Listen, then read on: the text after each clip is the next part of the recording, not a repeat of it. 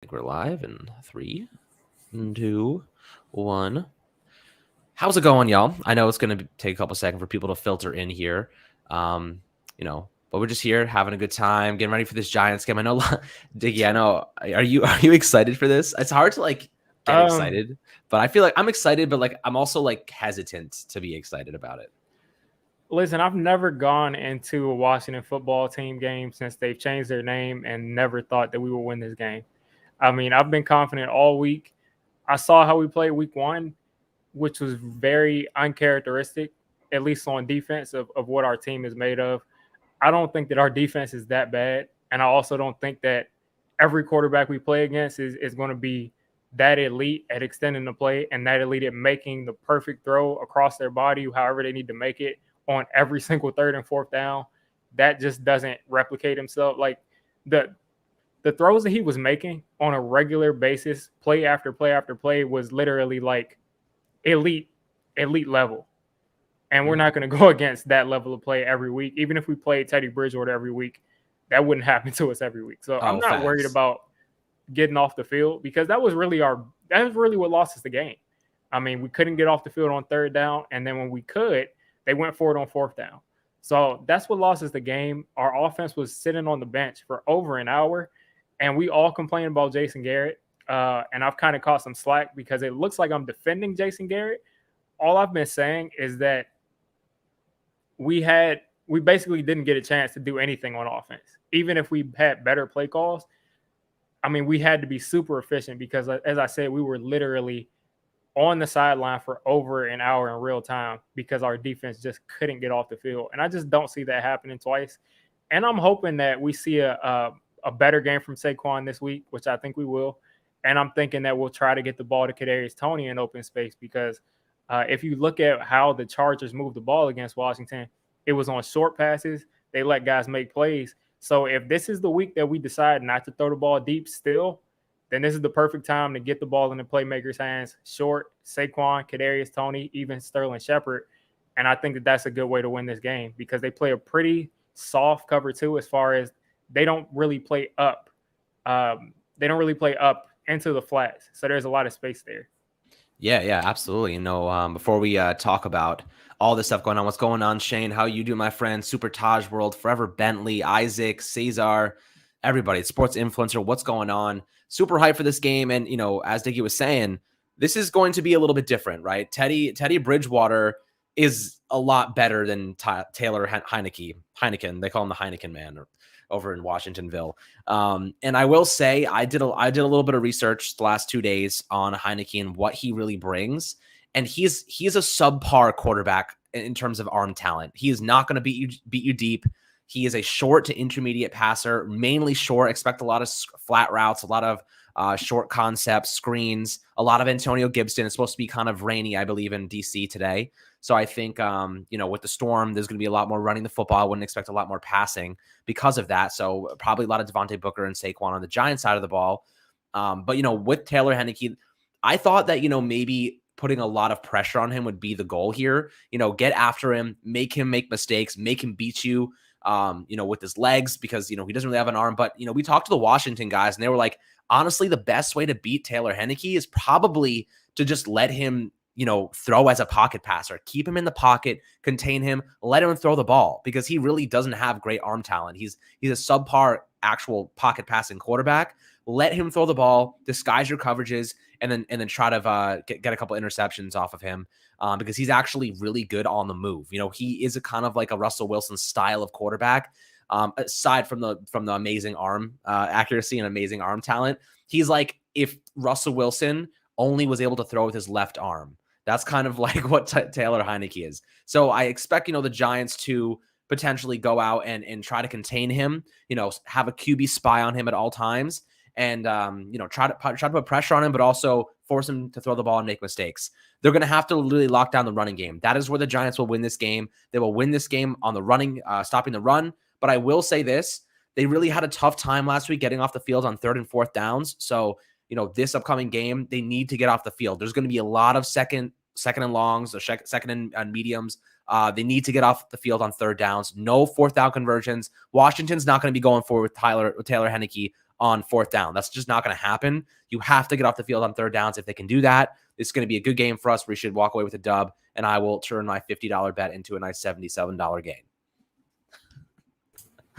Yeah, one can only hope. I mean, I like that you mentioned, though, the running game, how that's going to be important for the Giants to stop today. I also think it's going to be really important for them to get it going on the offensive side of the ball. From what I've gauged, it's going to be a pretty rainy day, rainy game. And usually when it's rainy outside, teams like to run the ball, and the Giants are probably going to run the ball. We know that they're a run-first team with Jason Garrett. So I'm just curious to see, is Saquon Barkley going to bounce back? Last week's performance was a little uninspired, a little less than stellar. Should he be able to bounce back this week? I'm also a little nervous having him play a lot this week, considering that it's a rainy field. His knee is still recovering. That could spell trouble. I don't know if he's going to be very explosive. He didn't look very explosive last week. But those are just some of the things that I'm looking at going into this game. I'm assuming that the Giants' rushing attack is going to be the priority in their offense and probably using the passing attack as a secondary or complementary piece. But that's my take on what I think the Giants' game plan is going to be. But I'm curious to see what you guys have to say about that.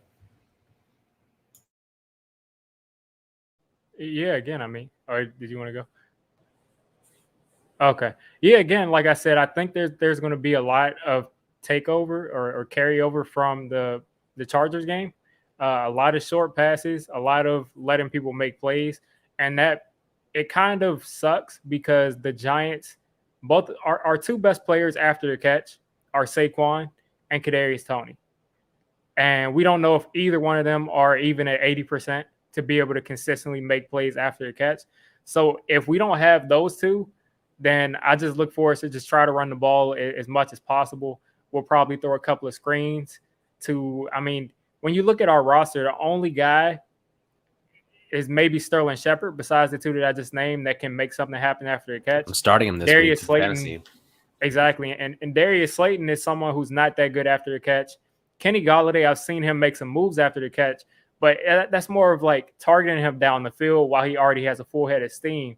You don't really want to throw it to Kenny Golladay and the flats and expect him to make a bunch of quick moves. That's just not who he is as a player. That's Tony. So if we can't do that, exactly. That's why I'm hoping that today is his big breakout game and we finally feed him. But if we're not able to throw that short, again, I expect us to get the running game going. If not, there's going to be basically what we saw last week, which is a bunch of quick throws that are more down the field. But it's pretty much contingent on the health of Saquon and the health of Kadarius Toney and me.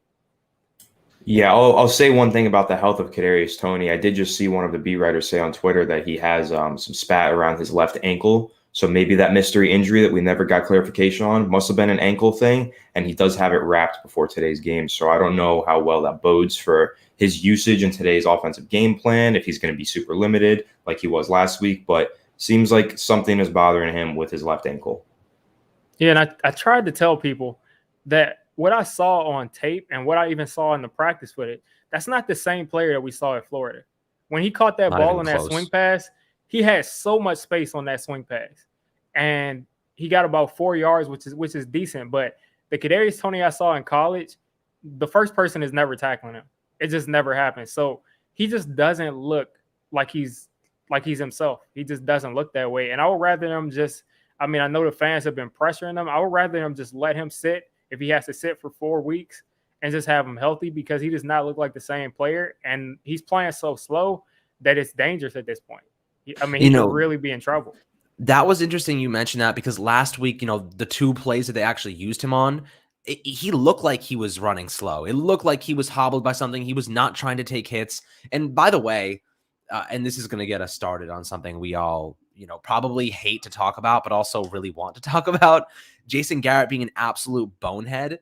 That one design play on the end around to Kadarius Toney, and I think what's his name, the analyst for, I forget, NFL Network or whatever it was, Dan Orlovsky, said today, he was like, I watched that play, and why is Kyle Rudolph the only one blocking Von Miller?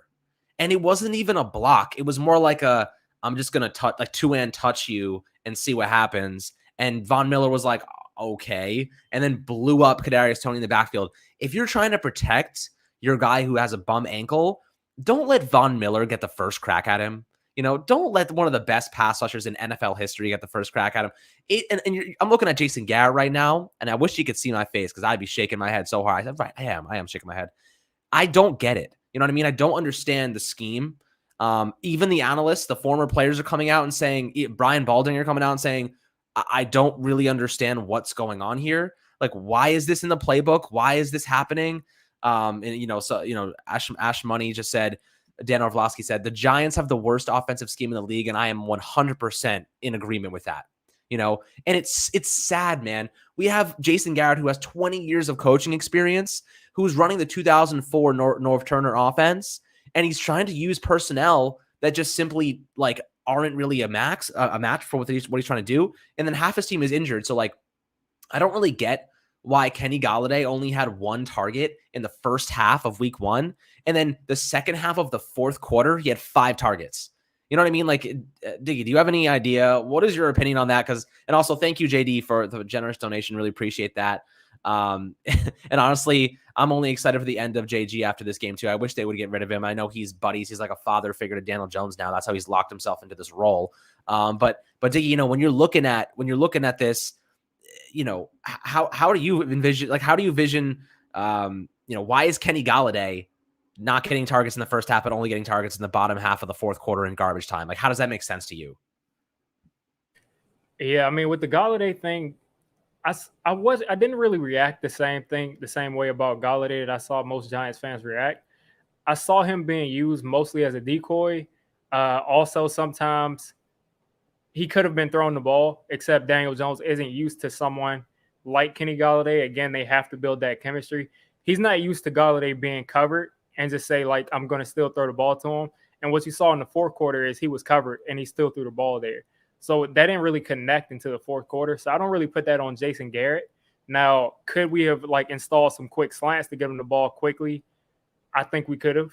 But as far as how he was used, I mean, that Sterling Shepard touchdown is like all Kenny Golladay. Gold. As soon as Golladay went up the field, the entire defense went up the field with him, and that left Sterling Shepard one-on-one with Surtain, the rookie corner. And it was an easy touchdown at that point. And that does not happen last year because no one could take that coverage off of Sterling Shepard consistently. And now you see Sterling Shepard uncoverable because we actually have a number 1 receiver, which we all expected to happen. And if Golladay doesn't get targeted a bunch, I mean, I expect him to eventually be targeted a bunch. But in the games that he doesn't, if I see someone else having a big game, that shows that he's already made his impact. Yeah, facts. And I just want to catch up on some comments here. Sam Costanzo, sup boys? I appreciate the daily content during the work from home grind. I feel you, man. Working from home is fun for us.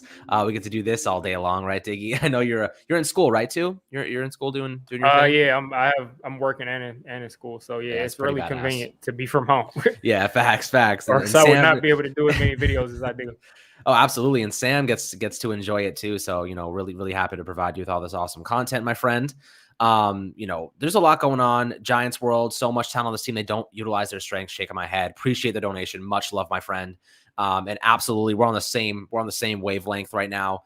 This is a team that simply is trying to figure out, you know, how the offense is going to work, but it's taking too long, right? A lot of teams, a lot of coordinators will establish these concepts, these schemes, and these strategies during the offseason and then apply it during the season. I feel like we used week 1 as a preseason game. That's what it felt like to me. It felt like, you know, why didn't we use the preseason for that if we were going to use week 1 when it meant something? You know, why were we going to use that? And it feels like Jason Garrett's building a new scheme that's centralized in 2004, that like he's using the same concepts that, you know, that he used 20 years ago, but he's trying to like add modern players into it in a way. You know, like he's trying to use Kenny Golladay like Dallas used Des Bryant all those years. Evan Ingram's so different than Jason Witten. That's why they brought in Kyle Rudolph. Kadarius Toney is an entirely different piece. You need a young, modernized mind to figure out what to do with Kadarius Toney. I don't think that Jason Garrett's the guy to do that. And then with Saquon, don't even get me started, but I will say this. We haven't seen Saquon under Jason Garrett's scheme for really much of his entire tenure with Big Blue. Maybe only 3 games up to this point, really 2.5 after he went down against Chicago. So who really knows? But I hate the inside zone runs. Jason Garrett loves an Ezekiel Elliott ground and pound power runner.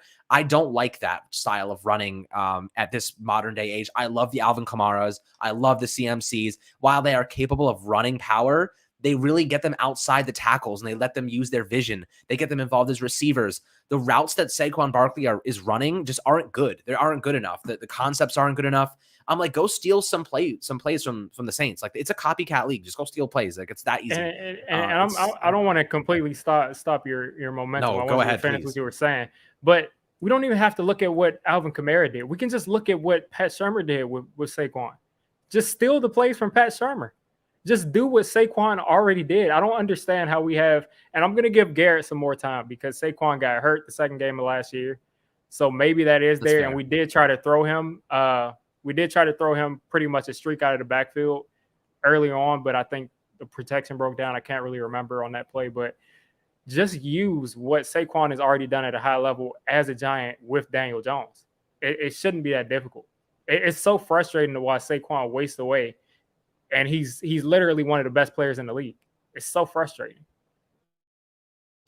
Yeah, it's also difficult just because he's been battling with all these injuries since 2019, even when he was with Pat Shurmur. But still, that 2019 season, he was coming back from that ankle injury. He was able to get really productive towards the end of the year. He had that game versus Miami. He had that game versus Washington where he ran for over 100 yards in both of those games. He still looked like a good player, but I feel like he was put into a greater position. I do remember against that Washington team on the road in that second half of the year, they had him line up out wide and run a wide receiver screen to Saquon Barkley, and he gained like 50 yards on the play. He just took it right upfield, and that kind of creativity, yeah, they did that with Philly.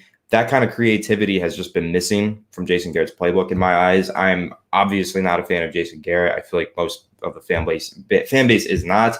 I'm really looking forward to the day that Freddie Kitchens takes over personally, but for tonight, I'm hoping Saquon Barkley is healthy enough to go out there and make a good impact. Last week, I felt like he was dampered. I felt like if he wasn't ready to play in week one and they were just going to use week one as a preseason for Saquon Barkley, then maybe he should have played in the final week of the preseason to get him ramped up. That's how I'm feeling. I know it's kind of hindsight is 2020, but at this point, I really need to see Saquon start to turn it around. This is a running back that we spent the second overall pick on. This is a running back that has a lot of money invested into him and wants more money invested in him down the line. So it's kind of time to pick it up for Saquon. It's time for the rest of the offense to pick it up around him and put him in position to succeed because the running back position is so dependent on the offensive line, on the offensive coordinator, on the quarterback. It's dependent on a lot of things. And right now, the Giants are not really giving him anything that he needs to be successful. Yeah, facts. And Cesar, also in the Joe Judge fan club, why is Judge kind of, I guess, tolerant of Jason Garrett? It's because John Mara is tolerant of Jason Garrett. His boss is basically like, Jason Garrett's our guy. He was with the Giants in day one. He was on our team. Like, I think that I always thought Jason Garrett was not a Judge hire, and I'm pretty positive that he wasn't. I think that was a John Mara hire from day one. You saw what Mark Colombo did, and you saw how quick Joe Judge got rid of him and how quickly he replaced him. That was Jason Garrett's guy. He wanted to take over that offense. He brought in Mark Colombo. He was familiar with him. He was the offensive line coach with Dallas, or really an offensive lineman on Dallas. I think that for the most part, Garrett and Judge are probably on two different planes, but they have to work together. And after this season, if anyone's going to get fired, and hopefully they turn it around, I would love nothing. Look, as a Giants fan, I would love nothing more for them to make me look like a freaking idiot and to make me look like I have no idea what I'm talking about. I want them to be so good that I'm sitting here in week 6 like I really missed. I missed. And everyone will be in agreement we missed, because what we're seeing now is not an offense that is capable of producing even 20-plus points a game. We're still under the 20-point mark. We had 7 meaningful points last week. That's embarrassing. Even against Denver was a great defense. You got to score more than that. When you have the Texans and you have, what was the other crappy team that scored like 30-plus points? Not Jacksonville, but it was the Texans and the Lions scoring 30-plus points. The Lions that we made fun of for not having any receivers, I still can't name any of their receivers. Me neither. They put up 30-plus points because of their scheme. That's the only way that those guys are going to score is because of scheme.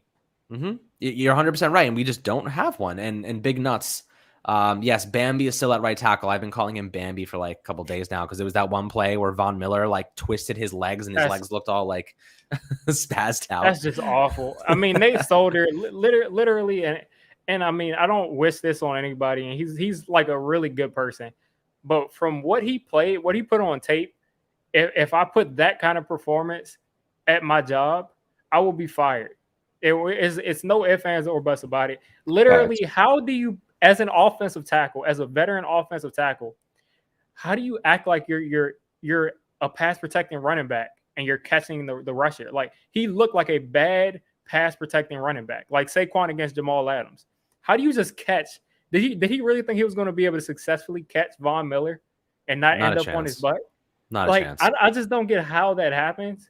Will Hernandez just played bad, but it seemed like Nate Solder, I don't think he's like the type of person, from what I've seen, to just like say, I'm going to steal this money from this organization. But he just doesn't look like his heart's in it. He just doesn't look like his heart's in it, because he doesn't look aware of what's going on the field. I'll say I think he looks just really uncomfortable playing right tackle. This guy is a career left tackle. I don't think he should be playing on the right side. It is a huge difference. We had been watching this with Penei Sewell, right? He was playing left tackle throughout his career in college. He starts playing right tackle in the preseason. He looks horrible. They switch him back to left tackle. Penei Sewell's fixed. He looks great again. Exactly. Right. So it's like you spend your entire career playing left tackle, and then all of a sudden you're 30 years old and you just took a year off of football and they want you to play right tackle. That's like a recipe for disaster, and that's what we're seeing, a disaster with Nate Solder at right tackle. I just think the Giants need to go with Matt Parrott, because at the very least, sure, you might still be getting a poor player with Matt Parrott right now, but at least he's young and has the ability to develop and improve his game. You know, with this point in Nate Solder's career, he's not getting any better from here. He is what he is. Matt Parrott, on the other hand, being as young as he is, having so much raw talent with his, longest arms in that draft class, all of that, there is time for him to improve, and I want to see him get some live reps, get some experience as a starter in the NFL, and hopefully take that job from Nate Solder. But I don't know why the Giants are so hesitant to put him out there. I get that he struggled a little bit in the preseason, but so did Nate Solder, or so did Andrew Thomas. He struggled in the final preseason game, and he looks like a much improved player after week 1 of the regular season. So I'm ready for Matt Parrott to go out there. I'm looking right now on Twitter. They're saying that Solder was the starting right tackle in pregame warmups, so it doesn't look like we're going to get Parrott, but maybe at some point in the game we will. And if Nate Solder continues to play the way that he's been playing, though, he's not going to make it through the first quarter if he plays like that. Right. And the thing is, just to give a little bit of context, I think they went with Nate Solder because Matt Parrott was routinely getting beat. Like, he was routinely getting beat throughout most of training camp. And then Nate Solder finally got healthy, and he went out there against the Patriots and the practices, and he looked really good. Like, he didn't give up any pressure at all. He just looked like the veteran that you want there at that right tackle spot.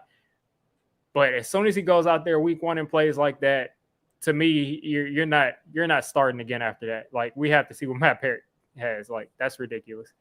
Yeah, and just to hit on the offensive line really quickly, so because Rogue asked about the O-line changes. Billy Price taking over at center, Nick Gates moving out to left guard. Nick Gates has never played left guard before. He has 77 total career snaps as a right guard. He's been cross-training at guard this offseason. So we don't know what we're going to see. Like, there's no sample size to see what he's done at left guard. None. Absolutely zero. Does that mean I have no faith in him? Absolutely not. I think he's going to be fine. I think he's going to be better than Ben Bredesen was last week. He's going to be better than Shane Lemieux was last year. And that's a good sign. That's a good thing. Him next to Andrew Thomas, they're going to be fine together. I have no doubt about that. We just need Billy Price to be average. That is all we need him to do, is just to be average. Just don't suck, Billy. Don't suck. Be a first-round pick. Don't be a seventh-round pick for us. That's what we need from Billy. But, someone did ask, YOLO Fluffy, said, can y'all talk about how our DC got messed up by Shermer? I feel like most of the fan base blames the offense for the loss on Sunday. And there is absolutely an argument to have that the defense got messed up. And the reason for that is because Patrick Graham, his roots are built in cover 1. He is a man-covered scheme by roots and by tradition. That is what he loves to go to. Play cover 1, send extra blitzers. And they tried to do that against Denver and Teddy Bridgewater. Teddy Bridgewater just did a really great job of avoiding the blitz and finding his open receivers in man coverage. He did a great job, and Xavier McKinney busted a coverage. He bid on a play action, and they almost got KJ Hamler deep. He just dropped the football. That game would have been way more scary, especially the score would have been way more scary if Hamler caught that touchdown pass to begin with. And I think that the reason that we got messed up because it was kind of a new scheme for us. This is what Patrick Graham likes to do. He likes to play cover one. Last year, we played a lot of soft zone coverage, kept everything in front of us, mitigated big plays. We want to be a blitzing team. He blitzed more in this last game than he did in any game last season. 44% blitz rate compared to, I think, of an average about 24% last year, which gives you a pretty good indication that the scheme has changed. It is different. It was week 1 of a new scheme for the Giants defense, which kind of confuses me. I really don't like the idea. Why did we change the scheme? We could have been fine in last year's zone coverage scheme, but that's the Giants for you. Like they do stuff that makes no sense sometimes, or really all the times these days. But this is a team that is going to have some struggles. Week 1 it's not what we wanted to see. Week 2, this is a great opportunity for us to get back on the wagon. Get back on some cold turkey here and not do any more drugs, because last week we looked like we were on another planet, another dimension, another universe. This was Loki's scheme all the whole time. So I don't really know, what you guys are thinking. If week 2 is going to be better, might be a little bit rainy. The weather might be a little bit bad. But Anthony, I'll let you get your word in here, because I know you haven't spoke much here. We've been kind of ranting. But after Anthony gives his take, we're gonna head over to Digge's channel for a couple minutes there to finish off the live stream. Show his channel some love, my friends. Make sure to go subscribe there as well. And then, we'll enjoy this game. I'll be live tweeting it as always.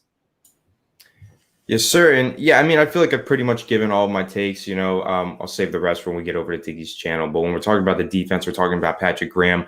I'm not worried about the lackluster performance of week 1 from the defense, just because you saw players like James Bradbury give up like 6 for 7, 124 yards and a touchdown. That's not going to happen consistently. James Bradbury is a better player than that. So while I wanted to overreact to the offense and go into panic mode, that's something that we consistently saw. That crappy offense from week 1, we saw that consistently throughout 2020. That crappy performance from James Bradbury and a couple other defenders, we never saw that in 2020. And we know that the scheme was different this week than it was in 2020. So clearly, it's just some things that they got to iron out, and these players will step their game up. So I'm not in a panic mode about the defense. My main concern is about the offense. Going into tonight, I need to see the offense pick it up. I'm really not that worried about where the defense is at currently. Yeah. So guys, we're going to log off right here. We're going to head over to Diggy's channel, finish up the live stream as we prepare for this game to start. Make sure to go, continue watching on his channel, and we'll be right back with you guys. Really appreciate everyone stopping in. 119 people watching right now. Enjoy this game. Let me know in the comment section right now here on YouTube or on Twitter. What are you drinking tonight? Some hard liquor, some bleach, some water, some orange juice. A mix of everything. A little mix of everything. Throw it all in there. See what happens. It's not going to be better than watching this offense play. Oh God, I know. The bleach will send me to. I'll be staring at the wall from that bleach, and it'll be a lot more entertaining than watching this Jason Garrett-led offense. But my friends, have an amazing night. Enjoy the rest of this evening. Enjoy the game. Let's walk away with a dub. I put some money on it, so I'm feeling confident. I think we're going to bounce back, guys. I think we're going to see some growth and some good steps forward. But we'll catch you guys over on Diggy's channel in just a minute here.